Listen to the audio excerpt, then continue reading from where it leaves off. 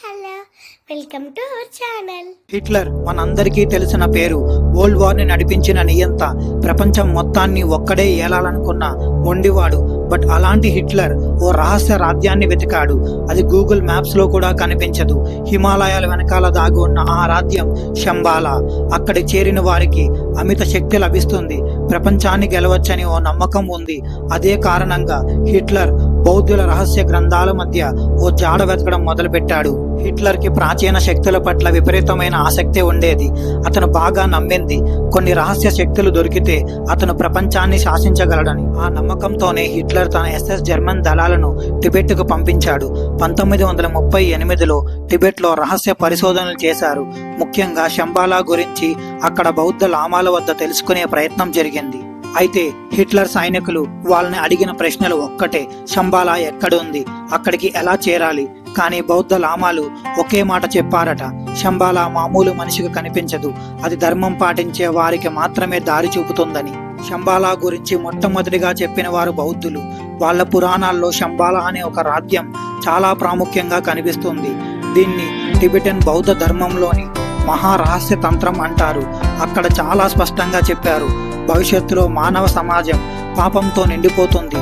అప్పుడు శంబాలా నుండి ఒక మహారాజు వస్తాడు. అతని పేరు రుద్రచక్రి. అతను ప్రపంచాన్ని తిరిగి ధర్మపదంలో నడిపిస్తాడు అని. ఇది కొంచెం మన హిందూ మతంలో చెప్పే కల్కి అవతారం లాంటి కథ. కొన్ని బౌద్ధ గ్రంథాల్లో రుద్రచక్రిని విష్ణు అవతారంగా కూడా వర్ణించారు. అంటే శంబాలా హిందూ బౌద్ధ మతాల కలయిక అని చెప్పొచ్చు. శంబాలాలో మొత్తం 32 మంది రాజులుంటారని వాళ్ళ పురాణాలు చెప్తున్నాయి.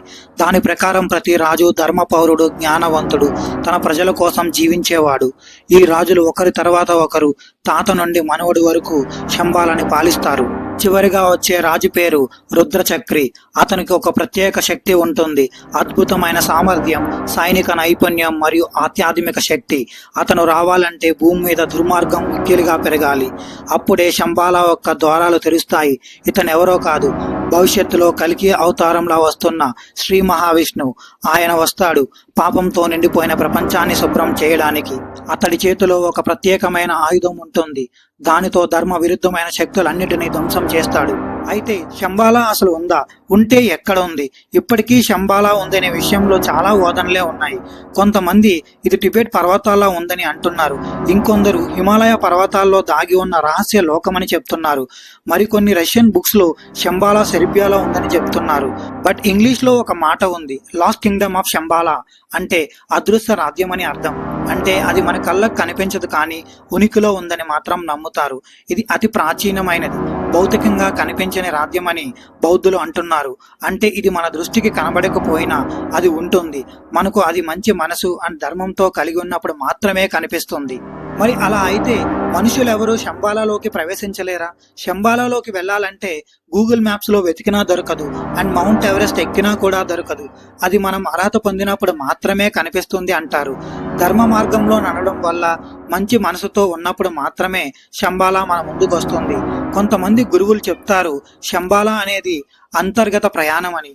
మనం మన ఆత్మలో చేసే యాత్ర, బయట రాజ్యం కాదు. అంటే మన ఆత్మలో ఉన్న రాజ్యం అని చెప్తున్నారు. ఒక ప్రముఖ రష్యన్ రచయిత నికోలస్ రోరిక్, ఇతను 1920లో టిబెట్ హిమాలయాలకు వెళ్లి శంబాలా గురించి పరిశోధనలు చేశాడు. అతను తన రచనలో ఇలా చెప్పారు: శంబాలా అనేది ఒక శాంతి లోకమని, అక్కడ జీవించే వాళ్ళ అందరూ ధ్యానం చేయగల శక్తివంతులని, వాళ్ళందరూ ప్రపంచాన్ని బయట నుంచి గమనిస్తున్నారని, అవసరం వచ్చినప్పుడు మాత్రమే బయటకి వస్తారని చెప్పాడు. అయితే ఇంకొంతమంది రైటర్స్ ఇలా కూడా చెప్తున్నారు: శంబాలా అనేది భూమి అడుగునున్న అగర్త అనే లోకంతో సంబంధం కలిగి ఉందని, ఇది భూమి లోపల దాగి ఉన్న ప్రాచీన నాగలోకంలా ఉంటుందని. అలాంటి వాటిపై ఎటువంటి శాస్త్రీయ ఆధారాలైతే లేవు, కానీ అనేక ఊహలు మాత్రం ఉన్నాయి. ఇప్పుడు నిజంగా ఒక ప్రశ్న: శంబాలా నిజంగా ఉందా, లేక మన ఊహలో పుట్టిన ఒక కల్పిత రాజ్యమా?